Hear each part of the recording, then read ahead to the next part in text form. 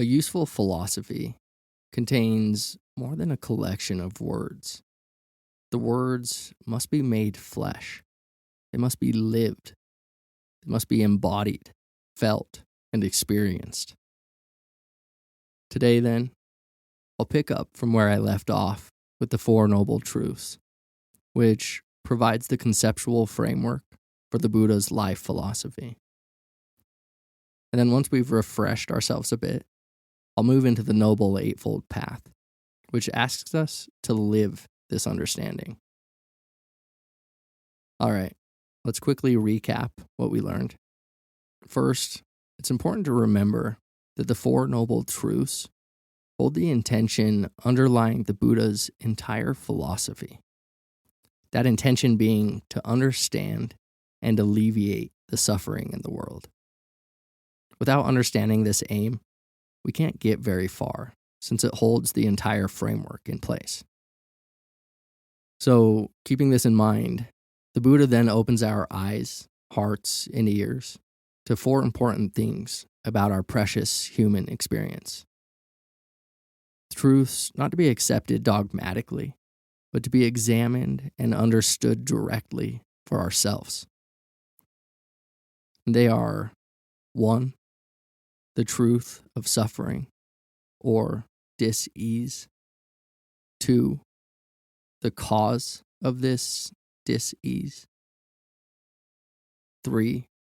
The possibility of alleviating the cause of this dis-ease. And 4. A path or practice that leads away from dis-ease. In the last episode, we explored the first 3 of these truths in depth. And though I provided some practical ways to explore these truths in our own lives, it was largely a conceptual exploration. But as I've said, a conceptual framework alone is not enough. Philosophy isn't a dry intellectual pursuit. It is a love and passion for wisdom. It asks us to live our understanding. That brings us to the fourth noble truth, the truth of a path that leads away from suffering, the Noble Eightfold Path.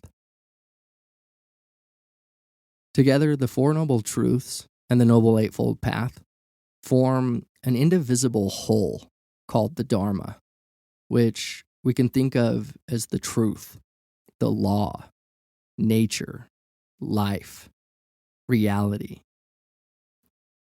Dharma practice, then, asks us, invites us to live in peace and in harmony with the Dharma. Now, again, it's important to remember that our frame is grounded in suffering.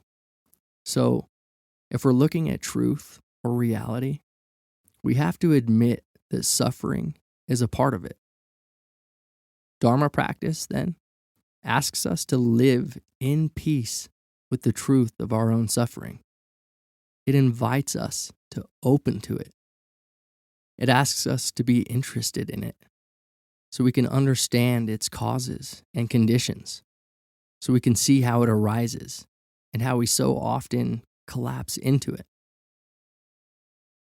Practice the Dharma and see for yourself the power this direct understanding has to transform your suffering.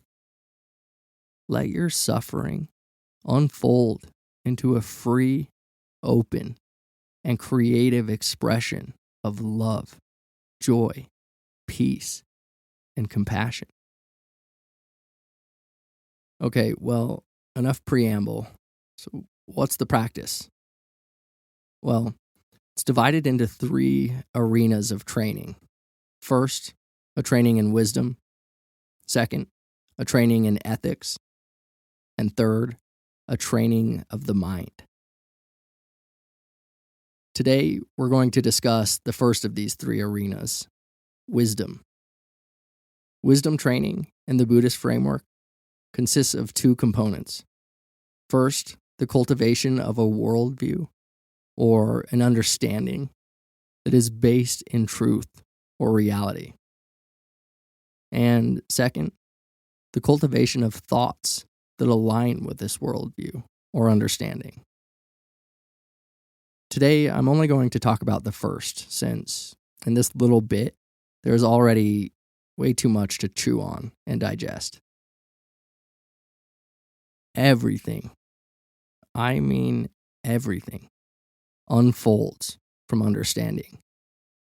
What we believe to be true shapes everything.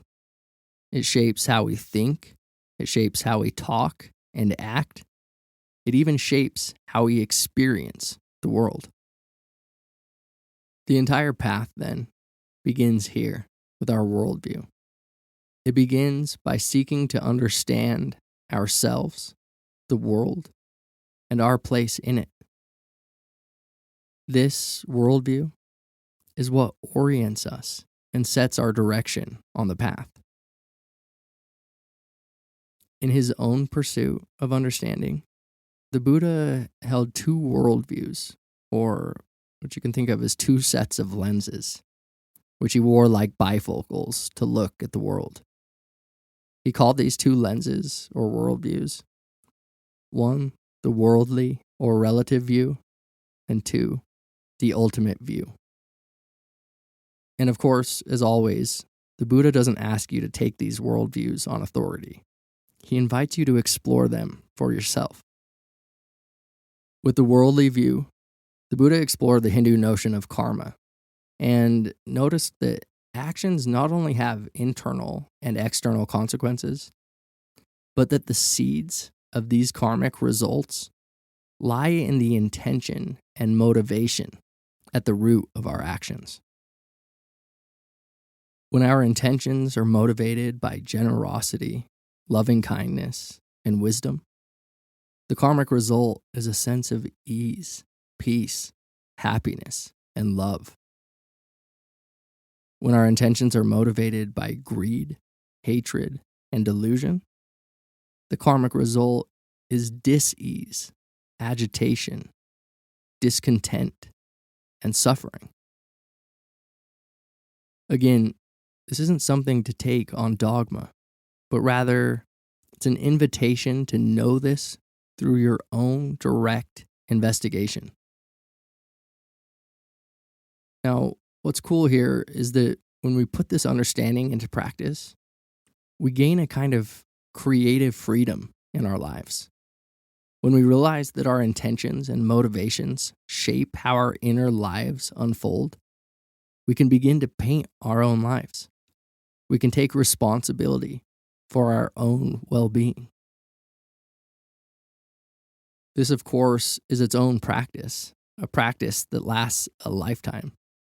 But each step you take here will move you in the direction of ease, peace, happiness, and love. Your life will continue to climb upward.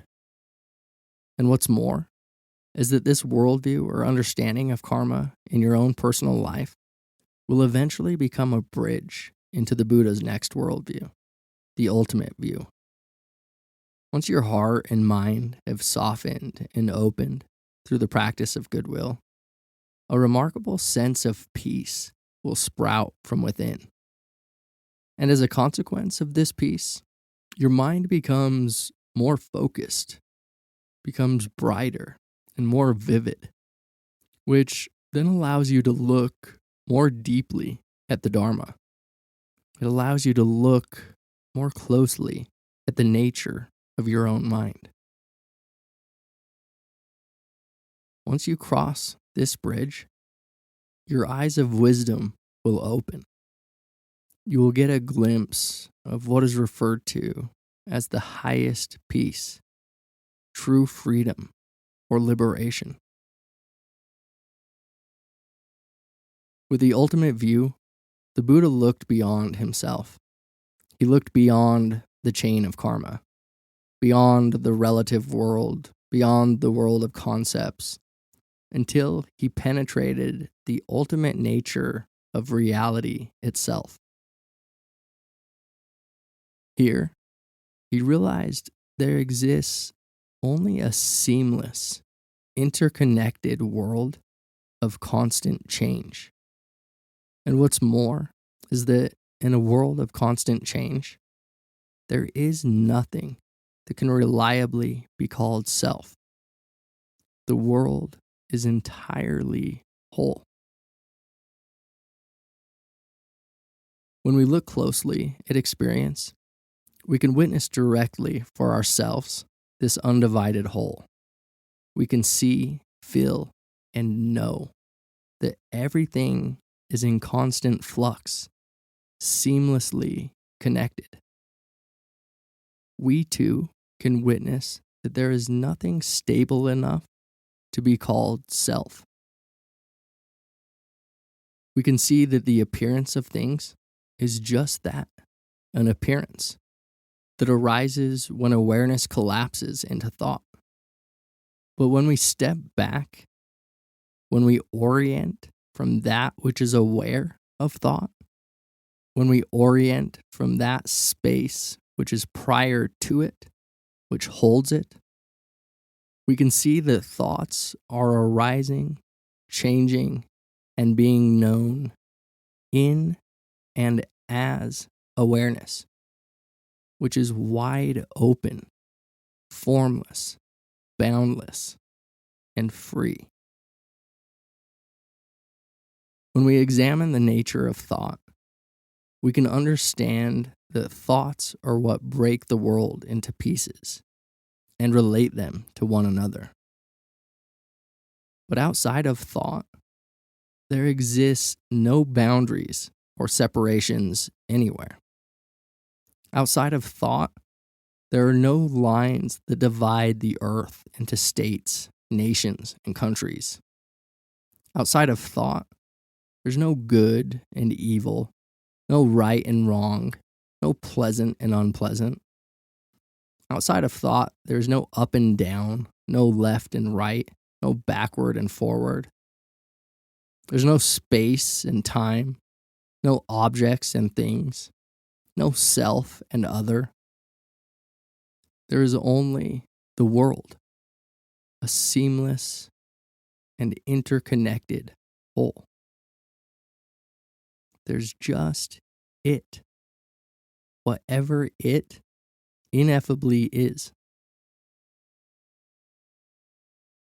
Look closely at the nature of thought and witness directly for yourself that each thought is nothing more than a passing cloud of energy in the mind. Look past thought and realize that you are not and cannot be that which arises in thought. Look directly at your own mind and know for yourself that you are entirely open and free. You are already at peace. The Buddha's ultimate view invites us to ground ourselves in this truth, to live from the direct understanding of impermanence, selflessness, and wholeness or oneness, interconnectedness. This is where true transformation happens, by witnessing directly, again and again, the impermanent, selfless, interconnected nature of reality. This is seeing and living with wisdom. And it is this, the eye of wisdom, that leads to the liberation of suffering or dis-ease. It is that brings about a fundamental shift in our moment-to-moment perception. It is this that allows us to become living expressions of love, joy, compassion, and peace. Because in the beginning, we only get glimpses of this awakening, because we so easily fall back into our old habits and beliefs, we need to cultivate this awakening gradually. We still need to practice holding this awakening steady and continuous for longer and longer periods of time. This isn't a conceptual practice. You can't just understand this conceptually and expect your life, your world, your being to change. True freedom lies in cutting through the illusion of self. With devotion, practice, and patience, may you embody the deepest peace. Until next time.